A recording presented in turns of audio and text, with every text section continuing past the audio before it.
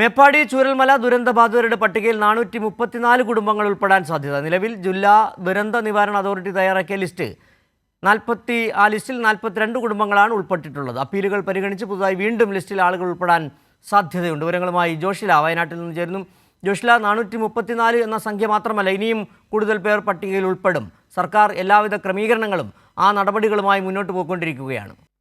തീർച്ചയായും സിജു, ഇനിയും ആളുകൾ ഈ പട്ടികയിൽ ഉൾപ്പെടാൻ സാധ്യതയുണ്ട് എന്നുള്ള വിവരങ്ങൾ തന്നെയാണ് ലഭ്യമാകുന്നത്. നേരത്തെ ജില്ലാ ദുരന്ത നിവാരണ അതോറിറ്റി സർക്കാരിന് സമർപ്പിച്ച ലിസ്റ്റിൽ 402 കുടുംബങ്ങളായിരുന്നു ഉൾപ്പെട്ടിരുന്നത്. ഈ 402 കുടുംബങ്ങൾക്ക് പുറമെ 36 കുടുംബങ്ങളെ കൂടി വീണ്ടും ലിസ്റ്റിൽ ഉൾപ്പെടുത്താൻ വേണ്ടി 32 കുടുംബങ്ങളെ കൂടി വീണ്ടും ലിസ്റ്റിൽ ഉൾപ്പെടുത്താൻ വേണ്ടി ശുപാർശ നൽകിയിട്ടുണ്ട്.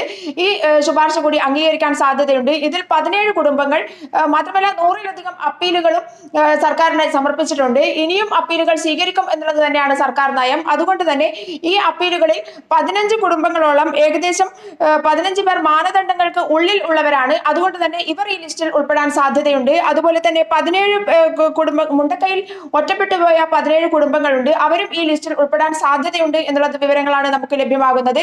ഇവരൊക്കെ കൂടിയാകുമ്പോൾ 434 പേരുടെ ലിസ്റ്റ് ആയിരിക്കും പുറത്തു വരിക, സർക്കാർ അംഗീകരിക്കുക എന്നുള്ളതാണ്. അതിനും അപ്പുറം അപ്പീലുകൾ വരുന്നതിന് മുറയ്ക്ക് അപ്പീലുകൾ സ്വീകരിച്ച് അതിൽ ഉൾപ്പെടുന്നവരെ ഇതിലേക്ക് വീണ്ടും ലിസ്റ്റിലേക്ക് ഉൾപ്പെടുത്തും. ഇതുവരെ തയ്യാറാക്കിയ ലിസ്റ്റ് എന്ന് പറയുന്നത് മാനദണ്ഡങ്ങൾക്ക് ഉള്ളിൽ എല്ലാ നിയമപ്രശ്നങ്ങളും ഒഴിവാക്കിക്കൊണ്ടുള്ള ലിസ്റ്റാണ് ഇതുവരെ നിലവിൽ വന്നിട്ടുള്ളത്. അതുകൊണ്ട് തന്നെ മറ്റുള്ളവരെ കൂടി ഇതിലേക്ക് ഉൾപ്പെടുത്താനുള്ള എല്ലാ സർക്കാർ സഹായവും ഉണ്ടായിരിക്കും എന്നുള്ളതാണ് നമുക്ക് അറിയാൻ സാധിച്ചിട്ടുള്ളത്.